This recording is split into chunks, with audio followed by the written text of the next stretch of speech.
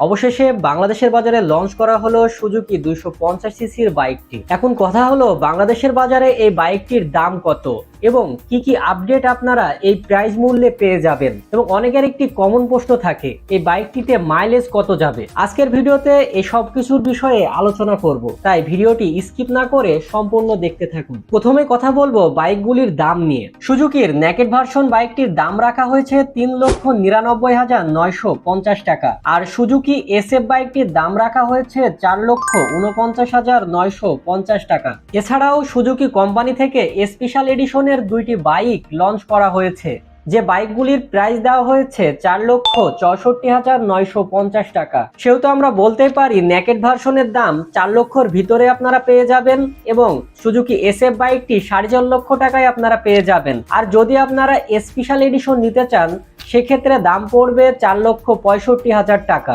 এখন আসি এত টাকার বাইকে এবং এত সিসির বাইকে আমরা কি কি ফিচার পাবো। প্রথমে আমি কথা বলবো এই বাইকটির লুক নিয়ে। আপনারা দেখলে বুঝতে পারছেন এই বাইকটিতে গ্রাফিক্সে চেঞ্জ করা হয়েছে এবং 250 সিসির লোগো ব্যবহার করা হয়েছে। এছাড়াও বাইকটিতে ব্যবহার করা হয়েছে ডুয়েল চ্যানেল এবিএস, যেটি এই বাইকটির একটি বড় পরিবর্তন, কারণ আমরা 150 সিসির বাইকে সিঙ্গেল চ্যানেল এবিএস পেয়েছি, কিন্তু এখানে 250 সিসির বাইকে আমরা ডুয়েল চ্যানেল এবিএস পেয়েছি। আর সব থেকে বড় কথা হলো 150 সিসির থেকে 250 সিসির বাইকের যে ডিস্কের সাইজ রয়েছে সেই সাইজটাও কিন্তু ভিন্ন।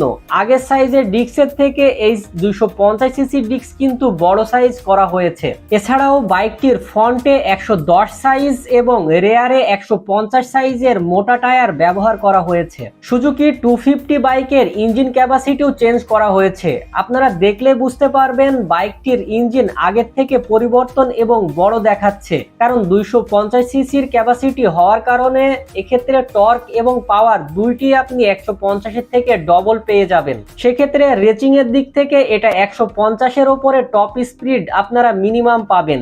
বাইকটির সাইলেন্সারের পিছনের ডিজাইনটা চেঞ্জ করা হয়েছে।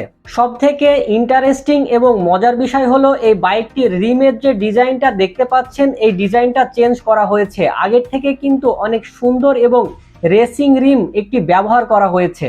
বাইকটি ট্যাঙ্ক শেপে হালকায় চেঞ্জ করা হয়েছে, যেটি আপনারা অনেক সূক্ষ্মভাবে না দেখলে বুঝতে পারবেন না।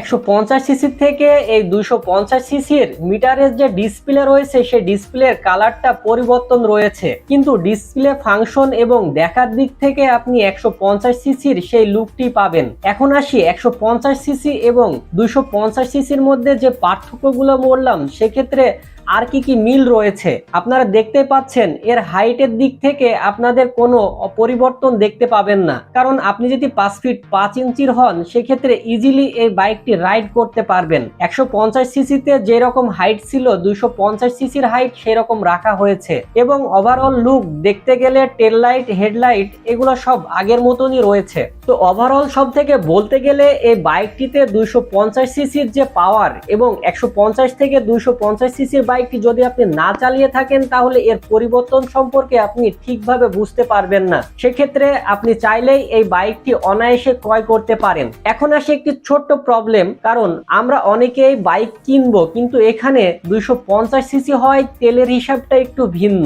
এই বাইকটিতে 32 থেকে 35 মাইলেজ আপনারা পেয়ে যাবেন। তো অবশ্যই এই বাইকটি কেনার আগে এই দিকটি খেয়াল করে রাখবেন, কারণ আপনি যদি চান একটি 250 সিসির বাইক চালাবেন এবং মাইলেজও পাবেন 40 থেকে 50, তাহলে এটা কোনোভাবেই সম্ভব না। এবং এই বাইকটির ইঞ্জিন পারফরমেন্স এবং সবকিছুর দিক বিবেচনা করে এই বাইকটি আপনি চাইলে অনায়াসে নিতে পারেন এই প্রাইজে। তো বন্ধুরা, আজকের ভিডিওটি ছিল এই পর্যন্ত, কারণ সুজুকি বাইকের ডিটেলস নিয়ে আলোচনা করলাম না, এই বাইকটির দাম এবং এই বাইকটির মাইলেজ এবং কি কি ফিচার পরিবর্তন রয়েছে 150 সিসি থেকে, সেই নিয়ে মূলত আজকের ভিডিওটি ছিল। তো পরবর্তীতে আপনারা কোন ভিডিও দেখতে চান এবং কোন বাইকটি আপনাদের পছন্দ তা অবশ্যই কমেন্টের মাধ্যমে জানাবেন। আমি চেষ্টা করব সেই নিয়ে একটি ডেডিকেটেড ভিডিও তৈরি করার। তো আজকের ভিডিওটি এই পর্যন্ত। ধন্যবাদ সকলকে ভিডিওটি লাস্ট পর্যন্ত দেখার জন্য।